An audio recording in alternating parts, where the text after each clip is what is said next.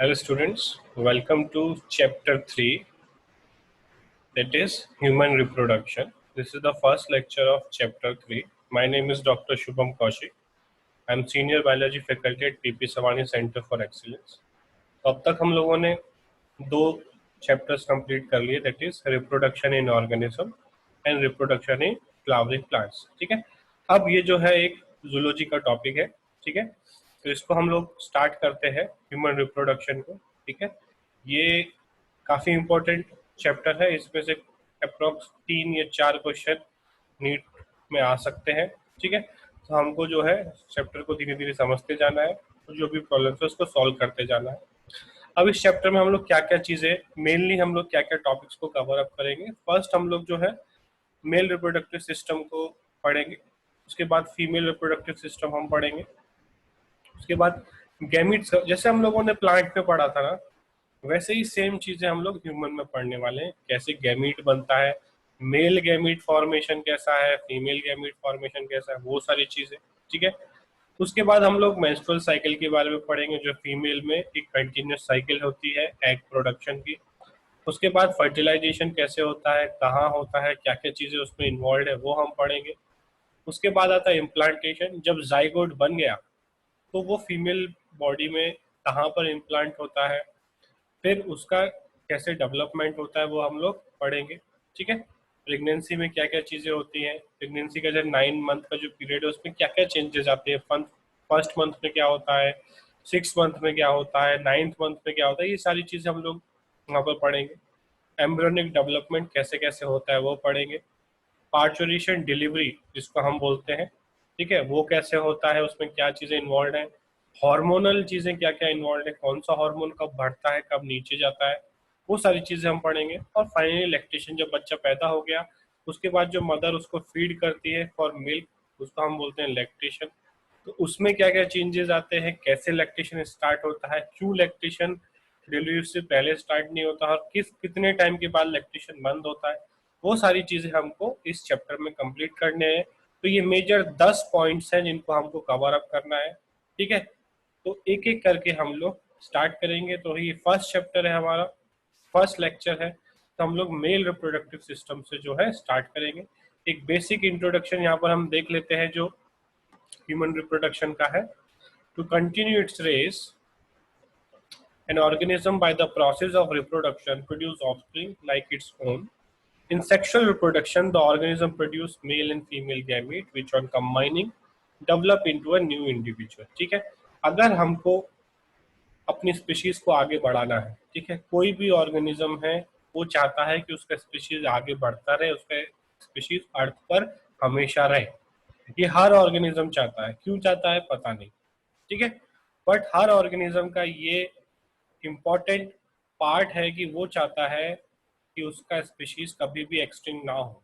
ठीक है, उसके लिए वो रिप्रोड्यूस करता है। ठीक है, तो each and every living individual या each and every living species on earth reproduce. ठीक है, अब रिप्रोडक्शन के हम लोगों ने तरीके जो है यहाँ पे हम ऑलरेडी सीख चुके हैं। असेक्सुअल रिप्रोडक्शन क्या होता है, सेक्सुअल रिप्रोडक्शन क्या होता है, और हम लोगों ने सेक्सुअल रिप्रोडक्शन ऑलरेडी प्लांट्स में पढ़ चुके हैं। अब हम लोग सेक्सुअल रिप्रोडक्शन पढ़ने वाले हैं एनिमल्स में। ठीक है, और एनिमल्स में भी हम एनिमल्स में नहीं जाने वाले, सिर्फ ह्यूमन पे पढ़ने वाले। ठीक है, तो मेल एंड फीमेल गैमीट्स बनेंगे, वो फर्टिलाइज होगा और जाइगोट बनेगा। ठीक है, अब प्राइमरी सेक्स ऑर्गन क्या है। ठीक है, प्राइमरी सेक्स ऑर्गन हम किसे बोलेंगे, essential organ which form gametes, जो ऑर्गन गैमीट बनाता है उसको हम बोलते हैं प्राइमरी सेक्स ऑर्गन। ठीक है, मेल्स में ये टेस्टिस करते हैं और फीमेल में ये ओवरीज करते हैं। ठीक है, तो testis in male and ovaries in female are primary sex organ. Male gamete को हम लोग स्पर्मेटोजोन या शॉर्टली हम इसको स्पर्म बोलते हैं, और फीमेल गैमीट को हम लोग ओवम या एग बोलते हैं। Secondary sex organ, these form the passage for gamete to help the union of male and female gamete। Secondary sex organ मतलब जो अब टेस्टिस में मान लीजिए स्पर्म बन गया तो उसको उसके फीमेल गैमीट तक पहुंचाने में जो भी ऑर्गन्स इन्वॉल्व होंगे उनको हम लोग सेकेंडरी में गिनते हैं। ठीक है, प्राइमरी में वो जो गैमीट बनाएगा और सेकेंडरी में वो जो उस गैमीट को पहुंचाने में हेल्प करेगा। इसमें कौन कौन है, मेल में epididymis, vas deferens, seminal vesicle, prostate gland, bulbourethral gland and penis. ठीक है, तो ये सारे जो है वो इन्वॉल्व होंगे in the transfer of sperm into the female vagina. ठीक है, फीमेल में fallopian tube, uterus and vagina. Breast is an accessory sex organ, ये सेकेंडरी सेक्स ऑर्गन में नहीं आता है। ठीक है, तो प्राइमरी ऑर्गन कौन से हैं, सेकेंडरी कौन से, ये हम लोगों ने यहाँ पे समझ लिया। इसका भी बेसिक क्वेश्चन आ सकता है कि सेमिनल वेसाइकल प्राइमरी में है या सेकेंडरी में है, या फिर पेनिस प्राइमरी सेक्स ऑर्गन में आता है या सेकेंडरी में आता है। तो हमको ये याद रखना है। डेवलपमेंट ऑफ सेक्स ऑर्गन, ये डेवलप कैसे होते हैं ड्यूरिंग इंट्रा यूटेरल लाइफ, जब एक ऑर्गेनिज्म खुद वो डेवलपमेंट में है, अपने माँ के पेट में है, तब से इसका डेवलपमेंट स्टार्ट होता है टेस्टिस एंड ओवरी का, फ्रॉम मीजोडम। ठीक है, एनिमल किंगडम में पढ़ा होगा हम लोगों ने, एक्टोडम, एंडोडम एंड मीजोडम। ठीक है, तो मीजोडम से टेस्टिस एंड ओवरी बनते हैं ड्यूरिंग इंट्रा यूटेरल लाइफ, जब हम जो है अपने माँ के वोम में होते, माँ के पेट में होते, तब से ही इसका टेस्टिस एंड ओवरी का डेवलपमेंट स्टार्ट हो जाता है। They develop into abdominal cavity, in abdominal cavity में इनका डेवलपमेंट होता है। At the time of birth testis descend down scrotal sac but ovaries remain in abdominal cavity. Testis भी abdominal cavity में बनती है और ओवरी भी। बर्थ के टाइम पे या बर्थ से कभी कभी थोड़ा पहले टेस्टिस जो है वो एब्डोमिनल कैविटी से बाहर आ जाती है into a sac like structure called as scrotum या स्क्रोटल सैक। ठीक है, बट ओवरीज हमेशा फीमेल के एब्डोमिनल रीजन में ही रहते हैं, वो जो है बाहर नहीं आते। ठीक है, तो ये डिफरेंस है यहाँ पर। अब हम लोग ह्यूमन रिप्रोडक्टिव सिस्टम को मेल एंड फीमेल में डिवाइड कर देते हैं, एक एक करके जो है हम लोग इसको पढ़ेंगे। ठीक है, आगे चलते हैं हम लोग। तो हम लोग स्टार्ट करते हैं मेल रिप्रोडक्टिव सिस्टम। अब मेल रिप्रोडक्टिव सिस्टम में क्या क्या चीजें होती है हम एक एक करके यहाँ पर समझ लेते हैं। तो यहाँ पर हमने एक फ्लो चार्ट बनाया है। मेल रिप्रोडक्टिव सिस्टम में क्या क्या है, pair testis. Pair testis means दो टेस्टिस है जो एक साथ होती है इन द स्क्रोटम सैक। यहाँ पर हम देख सकते हैं this is the scrotum sac, इसको हम लोग, इसके अंदर जो हमें दो टेस्टिस जो है मिलेगी। ठीक है, उसके बाद एसेसरी डक्ट्स। डक्ट्स मींस कुछ स्पेसेस जहाँ पे अलग अलग चीजें स्टोर होती है, उसमें क्या क्या आता है, रेटे टेस्टिस। ठीक है, ये सारी चीजें हम लोग डिटेल में पढ़ेंगे। वॉसा एफ्रेंशिया, एपिडिडाइमिस एंड वॉसा डिफरेंस। ठीक है, कुछ चीजें यहाँ पे दिख रही है, जैसे वॉस डिफरेंस यहाँ पे दिख रहा है। ठीक है, कुछ चीजें नहीं दिख रही, जब हम टेस्टिस का पूरा स्ट्रक्चर पढ़ेंगे तो उसमें हमको डिटेल में वो दिखेगा। उसके बाद एसेसरी ग्लैंड। ठीक है, सिर्फ स्पर्म भरने से काम नहीं चलता, स्पर्म को फीमेल तक पहुंचाने के लिए, फीमेल रिप्रोडक्टिव पार्ट तक पहुंचाने के लिए उसके साथ कुछ और चीजों को मिलाया जाता है। ठीक है, वो बनाने की जो जिम्मेदारी है वो इन एसेसरी ग्लैंड्स के पास होती है। ठीक है, तो एक विस्कस फ्लूइड बनाया जाता है जिसमें स्पर्म जो है ट्रेवल करेंगे। ठीक है, तो उसमें क्या कौन कौन सी ग्लैंड है, प्रोस्टेट ग्लैंड जो एक होगा, एक ही ग्लैंड। सेमिनल वेसाइकल जो है हम यहाँ पे देख सकते हैं, दिस इज सेमिनल वेसाइकल, वो दो होंगे, मिल पेयर में होगा।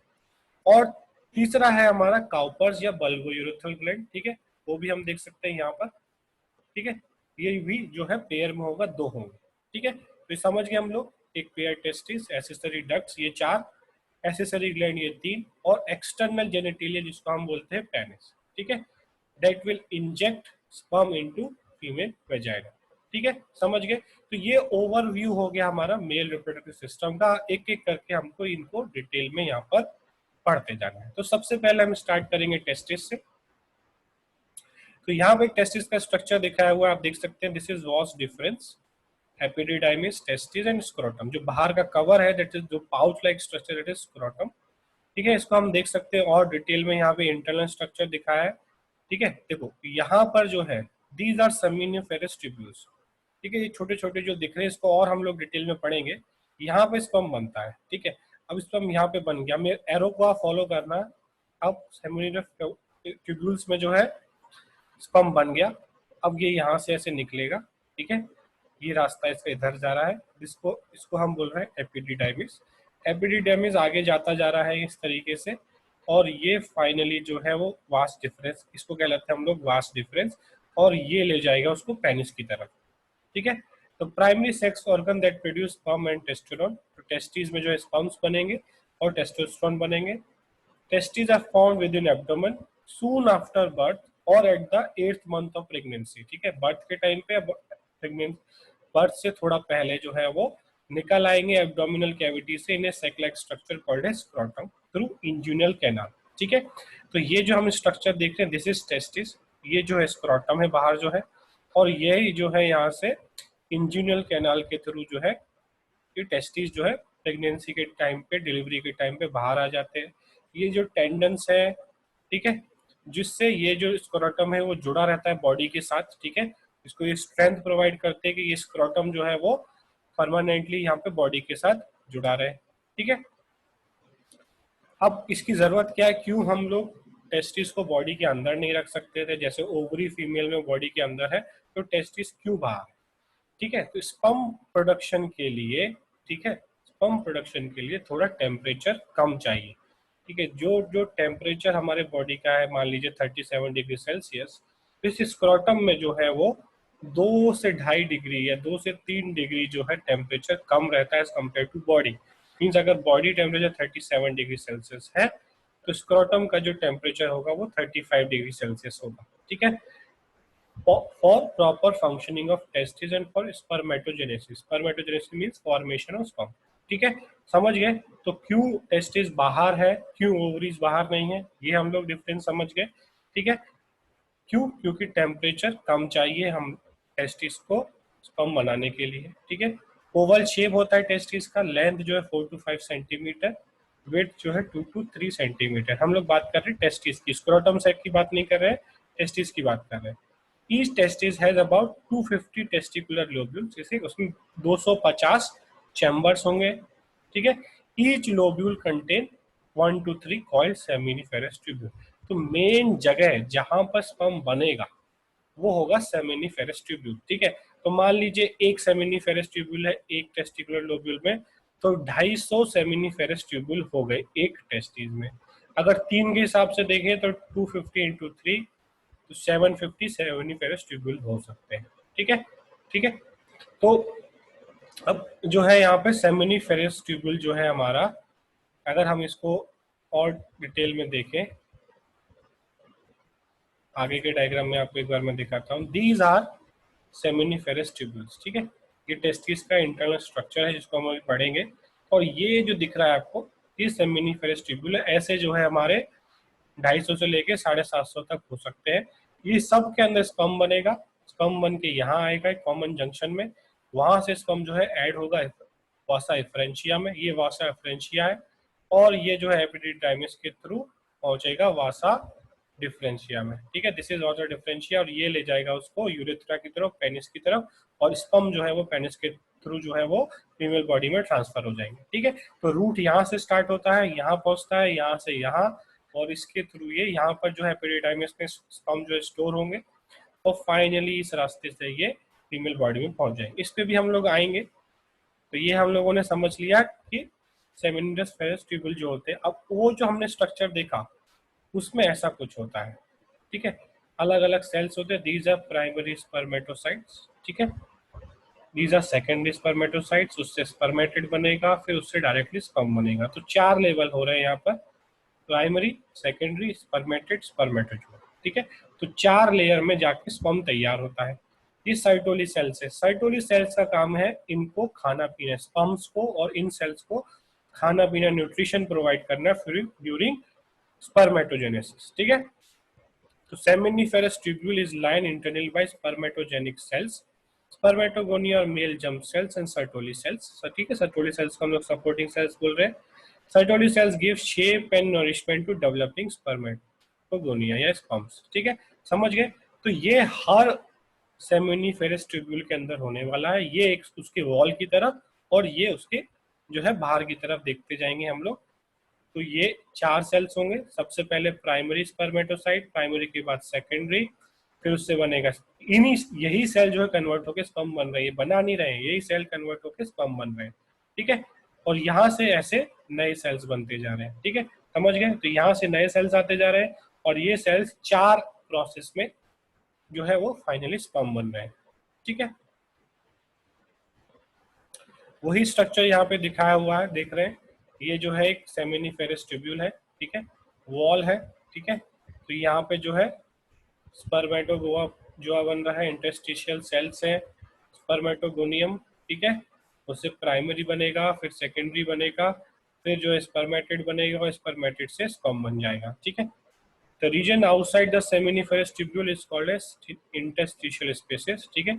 सेमिनिफेरस ट्यूब्यूल के बाहर वाला जो है उसको हम बोलते हैं इंटरस्टिशियल स्पेसेस। उसमें क्या क्या होगा, ब्लड वेसल्स होगा, क्योंकि अगर स्पर्म बन रहे हैं तो न्यूट्रिशन की जरूरत है, वो ब्लड लेकर आएगा। इंटरस्टिशियल सेल्स और लेडिक सेल्स वहाँ पर प्रेजेंट होंगे। लेडिक सेल्स का क्या फंक्शन है हम आगे पढ़ेंगे। और immunologically competent cells, immunological cells होंगे।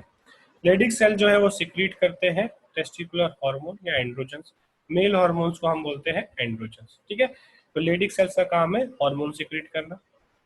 अब हम लोग स्ट्रक्चर बात करते हैं, टेस्टिस का इंटरनल स्ट्रक्चर। तो हम लोगों ने एक सेक्शन कट किया टेस्टिस का और हमको ऐसा दिख रहा है। तो सबसे पहले 3 कोट है, ठीक है, टेस्टिस के ऊपर 3 लेयर है, ठीक है। तो सबसे बाहर वाला जो है वो यहाँ पे outer most is tunica vaginalis. Tunica vaginalis अगर हम डायग्राम में देखेंगे, this is outer layer. Middle layer tunica albuginea, ठीक है। ये वाला जो लेयर है इसके नीचे, this layer is tunica albuginea. और inner most layer is tunica vasculosa, ठीक है। और ये जो डॉटेड दिख रहा है हमको, दिस इज ट्यूनिका वेस्कुलोसा, ठीक है। तो सबसे बाहर वाली लेयर जो है डॉटेड है, 2 लेयर है ये एक है पूरी, ठीक है। जो 2 डॉटेड लाइन दिख रही है ये कंप्लीट एक लेयर बना रही रहती है ट्यूनिका वेजिनेलिस। उसके बाद एक कंप्लीट लाइन जो है वो ट्यूनिका एल्बुजिनी, और उसके बाद एक और डॉटेड लाइन जो है वो ट्यूनिका वेस्कुलेसा। तो एक टेस्टिस के ऊपर 3 लेयर है, ठीक है। Tunica vaginalis has a parietal and visceral layer. It is covered the whole testis except its posterior border from where the testicular vessels and nerves enter. ठीक है, तो चारों तरफ होगा, सिर्फ एक जगह पे नहीं होगा जहां से जो है वेसल्स और नर्व एंटर करेंगे टेस्टिस। अगर चारों तरफ कवर कर देंगे तो कोई चीज अंदर नहीं आ पाएगी, कुछ बाहर नहीं आ पाएगी, ठीक है। तो कुछ जगह पे ये नहीं होगी जहां से जो है ट्यूब लाइक स्ट्रक्चर टेस्टिस के अंदर एंटर करेंगे। Second, tunica albigeni is a dense white fibrous coat covering the testes all around. The posterior border tunica albigeni is thickened to form vertical septum called mediastinum testis, ठीक है। तो tunica एल्बिजिनी का जो पीछे का पोर्शन है वो एक वर्टिकल सेप्टम बनाता है जिसको हम बोलते हैं मीडियास्टिनम टेस्टिस, जिससे स्क्रोटल सेम में जो 2 टेस्टिस है उसके बीच में ये एक वॉल लाइक स्ट्रक्चर या एक क्या सेप्टम, सेप्टम मीन्स होता है डिवीजन, जो वॉल लाइक स्ट्रक्चर है वो बनाएगा। थर्ड लेयर है tunica vasculosa. It is the inner most layer, vascular coat of testis lining testicular lobule, ठीक है। वेस्कुलर मींस इसमें ब्लड वेसल्स होंगी सारी, और वो ब्लड वेसल्स में से खाना जो है वो सेमिनिफेरस ट्यूबुल में जाएगा, और सेमिनिफेरस ट्यूबुल में अगर कुछ वेस्ट बन रहा है तो वो वापस से ब्लड वेसल्स में आएगा और ब्लड वेसल्स के थ्रू जो वो एक्सक्रीटरी सिस्टम में चला जाएगा, ठीक है। अब जो है सेमिनिफेरस ट्यूबुल जो है वो यहाँ पे हम देख रहे हैं एक लोब में 1 से 3 जो है वो सेमिनिफेरस ट्यूबुल हो सकते हैं। ये जो है सेमिनिफेरस ट्यूबुल हम देख रहे हैं एक जगह इकट्ठे होते हैं जिसको हम बोलते हैं रेटे टेस्टिस, ठीक है। इसको हम क्या बोल रहे हैं, रेटे टेस्टिस। ये जो पोर्शन हमको दिख रहा है जिसमें सारे सेमिनिफेरस ट्यूबुल, अब इसमें स्पर्म बनेगा ये यहाँ पर आ जाएगा, इसमें स्पर्म बनेगा वो यहाँ आ जाएंगे। तो सारे जितने भी, अगर मान लीजिए 500 है तो 500 जो है उनका एंड यहाँ पे आके खत्म होगा सेमिनिफेरस ट्यूबुल का। तो 500 में जितना भी स्पर्म बना वो रेटे टेस्टिस, ये जो हमको आइलैंड जैसे दिख रहे हैं दिस इज रेटे टेस्टिस। अब यहाँ से जो है स्पर्म जो है मूव करेंगे वासा इफ्रेंचिया में, ठीक है। ये जो नए रास्ते दिख रहे हैं हमको ये इसको लेकर जाएंगे एपिडिडाइमिस में, ठीक है, समझ गए। To form 10 to 20 different ductal called vasa efferentia, ठीक है। तो वासा इफ्रेंशिया में लेकर जाएंगे, जो उसे लेके जाएंगे कॉमन ट्यूब्यूल्स जो कि एपिडिडाइमिस होगा, ठीक है। Epididymis is responsible for functional maturation sperm. तो स्पर्म जो है सेमिनियस ट्यूब्यूल में से बन किया है बट वो मैच्योर्ड नहीं है अभी, ठीक है, अभी भी फर्टिलाइजेशन के लिए रेडी नहीं है। तो जो एपिडिडाइमिस है ये बहुत लॉन्ग है क्योंकि कॉइल्ड है, तो काफी लॉन्ग स्ट्रक्चर है। यहाँ पे स्पर्म कुछ टाइम के लिए टेम्परली स्टोर होंगे और मैच्योर होंगे, ठीक है। तो यहाँ से निकल के तुरंत जो है यूरेथ्रा में नहीं पहुंचेगा, यहाँ से स्पर्म निकल के पहले यहाँ पर कुछ टाइम के लिए स्टोर होंगे, ठीक है। और फिर जब यहाँ पर मैच्योरेशन हो जाएगा फिर वो मूव करेंगे टू यूरेथ्रा, ठीक है। उसके बाद रैबिट में एपिडिडाइमिस 3 मीटर लॉन्ग है, इन मैन इट जो है उसका लेंथ जो है वो 6 मीटर, जो एपिडिडाइमिस हम देख रहे हैं वो 6 metre long means coiled structure होगा। उसके 3 पार्ट है, अपर पार्ट हम काप्यूट एपिडिडाइमिस, ठीक है, ये हम देख रहे हैं। This is called as corporate, ऊपर वाला part corporate epididymis, middle part corpus, बीच वाला पार्ट जो है वो कॉर्पस कहलाएगा, कॉर्पस एपिडिडाइमिस, और नीचे वाला पार्ट जो है वो यहाँ पर हम देख रहे हैं कॉर्टा एपिडिडाइमिस। ठीक है, तो ये पूरा पोर्शन है दैट इज एपिडिडाइमिस, ऊपर वाला कार्पोट, ठीक है, बीच वाला जो है हमारा कॉर्पस और नीचे वाला कॉर्डा। ठीक है, cauda epididymis enters the abdominal cavity from scrotal sac. ठीक है, तो ये जो है यहाँ से एंटर करेगा। अब ये तो टेस्टिस हो गया, ये स्क्रोटल सेमी बॉडी के बाहर है, ये वाला जो ट्यूब दिख रहा है हमें, ये अब बॉडी के अंदर एंटर करेगा एब्डोमिनल कैविटी में और इसे यूरेथ्रा की थ्रू की तरफ लेके जाएगा। ठीक है, in form of vas difference. तो अब इस ट्यूब को हम क्या बोलेंगे, ये जो है ट्यूब हमको दिख रहा है वो बन गया वास डिफरेंस। ठीक है, vas deferens and epididymis both develop from Wolffian duct of mesonephros. ये बचपन में या एम्ब्रियोनिक डेवलपमेंट वॉल्फियन डक्ट से बनता है। Epididymis can temporarily store the sperm for as long as 1 month and here the functional maturation sperm takes place। ठीक है, तो 1 महीने तक ये स्टोर कर सकता है स्पर्म को, यहाँ पे स्पर्म मैच्योर होते हैं। 18 to 24 hours after functional maturation sperm proceed further to store in vas deferens। जब मैच्योर हो गए उसके 18 से 24 घंटे के बाद स्पर्म एपिडिडाइमिस से वास डिफरेंस पे पहुंचते हैं, specially in its ampullar part. तो मैच्योर होने के बाद एपिडिडाइमिस से निकलते हैं, मैच्योर होने के 18 से 24 घंटे के बाद निकलेंगे, कहाँ पहुंचेंगे, वास डिफरेंस में भी। वास डिफरेंस में भी अगर कोई पूछे कहाँ पर, एम्पुला वाले पार्ट पर वो पहुंचेंगे। The wall of epididymis is made of 2 layers. ये इतना ज्यादा जो है इंपॉर्टेंट नहीं है कि वॉल किस किस का बना है। ठीक है, तो ये सारी चीज हमको याद रखनी है कि एपिडिडाइमिस के 3 पार्ट हैं। ठीक है, एपिडिडाइमिस में मैच्योरेशन होता है स्पर्म का, टेम्परली स्टोर होते हैं, और जब कंप्लीट मैच्योरेशन हो जाता है उसके बाद वो 18 से 24 घंटे के बाद वो मूव करते हैं इन द वास डिफरेंस। तो वास डिफरेंस में भी कहाँ पर, एम्पुला पार्ट में। ठीक है, cutting of vas deferens and tying is called as vasectomy. तो अगर बहुत सारे ऑर्गेनिजम्स में, ह्यूमंस में वासेक्टोमी होता है, मीन्स अगर कोई स्पर्म प्रोड्यूस नहीं करना चाहता, मीन्स अगर वो रिप्रोड्यूस जो है मेटिंग करना चाहता है बट वो ऑफस्प्रिंग पैदा नहीं करना चाहता, तो उसको हम बोलते हैं वेसेक्टोमी। तो हम वास डिफरेंस को कट करेंगे तो स्पर्म जो है वो पेनिस तक नहीं पहुंच पाएंगे, तो ड्यूरिंग कॉपुलेशन जो है पेनिस में से स्पर्म जो है वो रिलीज नहीं होगा, तो इसमें जो है चांसेस ऑफ प्रेगनेंसी खत्म हो जाते हैं। ठीक है, इसको हम बोलते हैं वेसेक्टोमी इन मेल्स। और फीमेल में जो है अगर हम लोग ओविडक्ट्स को या फेलोपियन ट्यूब को कट कर देते हैं तो उसको हम बोलते हैं ट्यूबेक्टोमी। तो tubectomy is cutting of fallopian tube to prevent egg release, and vasectomy is cutting of vas difference to prevent release of sperm। ठीक है, तो ये 2 मेथड है जिसमें ये दोनों जो है प्रिवेंशन ऑफ बर्थ या प्रिवेंशन ऑफ फर्टिलाइजेशन के लिए है। ठीक है, तो vas difference from upward enter into abdominal cavity, both vas difference coil around ureter। ठीक है, यूरेटर जो है उसके चारों तरफ ये घूमेगा। ठीक है, dilate to form ampulla, dilate होगा मीन्स थोड़ा सा चौड़ा होगा, फूल जाएगा और एक स्ट्रक्चर बनाएगा फूला हुआ जिसको हम बोलेंगे ampulla. Ampulla of each side receive seminal vesicle. ठीक है, अब इस एम्पुला में स्पर्म पहुंच गए, अब बाकी चीजों का भी चीजें जो एक्स्ट्रा है एसेसरी ग्लैंड्स वो भी बना के वहां पे पहुंचेंगे to form ejaculatory duct and open to prostatic urethra. ठीक है, while in human one pair of seminal vesicles are situated on dorsal lateral side of your bladder which open separately before the terminal ends of vas deferens। तो terminal end of vas deferens meet to form a single ejaculatory duct। ठीक है, तो ये चीजें हम लोग और detail में आगे के लेक्चर में पढ़ेंगे। यहाँ तक हम इसको रखते हैं। इस पे हम लोगों ने मेल रिप्रोडक्टिव सिस्टम का स्टार्टिंग इंट्रोडक्शन पढ़ लिया, टेस्टिस का स्ट्रक्चर हम लोगों ने पढ़ लिया। अब इसके आगे हम लोग नेक्स्ट लेक्चर में स्टार्ट करेंगे। ठीक है, थैंक यू।